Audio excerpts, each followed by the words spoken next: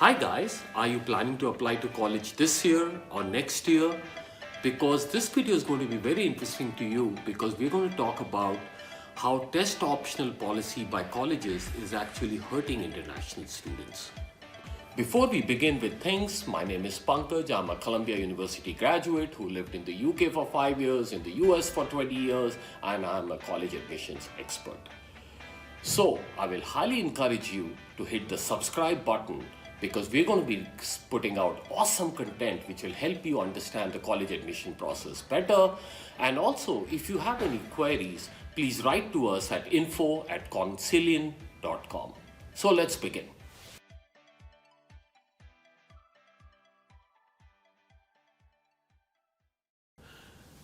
This has been a very challenging year for college admissions, particularly for international students.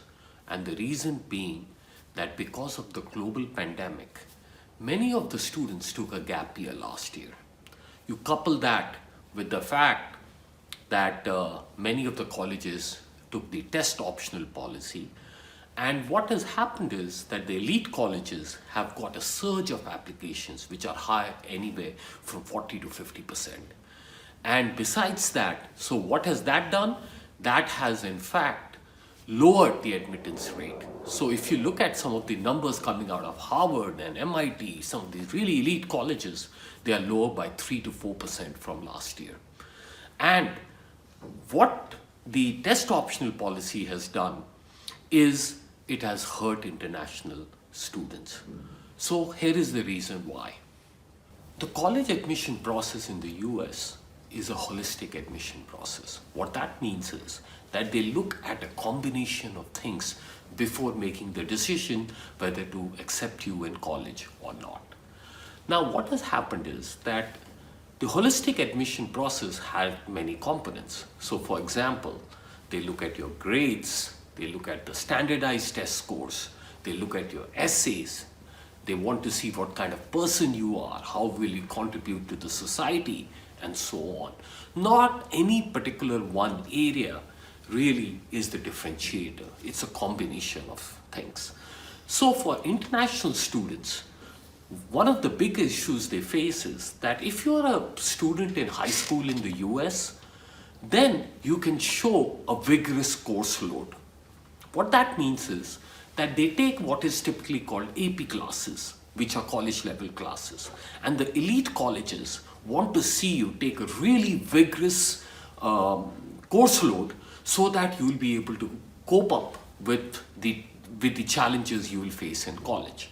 So it is nothing predetermined. It depends on you how many AP classes you take. So to the very top colleges, students can take as many as 15, 20 AP classes. Whereas for international students, you're facing a fixed curriculum and it's hard for you to show that vigorousness of the course load. So to compensate that, one of the things that was helpful to international students was standardized tests. Because by standardized tests, if you could do well, then you are showing the colleges that, hey, I have the aptitude to be able to cope up with the courses that I will take in the colleges. The other problem that international students face is the extracurriculars. Because in India particularly, we don't have a set parameters for what extracurricular activities means. In the US, it has been a very elaborate process in which you can take very highly selective summer courses, you can take college courses, you can do research at a premier institute with somebody who's world-renowned. Those things are very hard to do in India. So most Indian students, what they do is that they will either do some social work, social causes, and those kind of things because those opportunities are more in India. And also, the other common thing one hears is, oh, I made an app to help the farmers and so on and so forth. Well, making an app to help the farmers or for a game or for some other social cause are great things. But at the same time, remember that many kids are doing that. So to get into an elite college now, you need extracurricular activities which really stands out. And in general, for the very top 5 or top 10 universities, you would need extracurricular activities which have international recognition, right? So here you have one of the components which was helping the international students to say that, hey, because it's a standardized test like SAT or ACT, where I can do as well or better than an American student, now that data point is no longer available. Now all you have really is your grade point average and your extracurricular activities, which are both challenging to stand out outside the realm of what a really strong US applicant would present themselves as. So standardized test, it seems, is cancellation of that or not taking into consideration of that is actually hurting international students.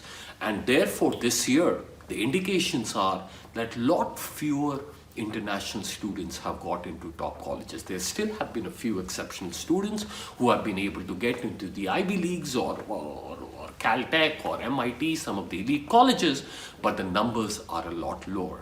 Now, if this continues next year, then the challenges would persist next year as well. Because if they go test optional next year, even if the pandemic situation improves, you will face the same set of challenges.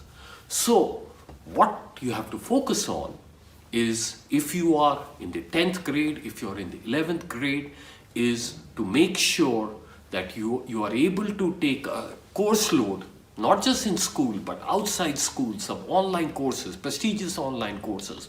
Do extracurricular activities which really stands out. Otherwise, it would be very challenging for international students to be able to get into elite universities in the US. So with that thought, I wish you well, and don't forget to subscribe to our channel, because we're going to keep putting out exceptional content in the next several months.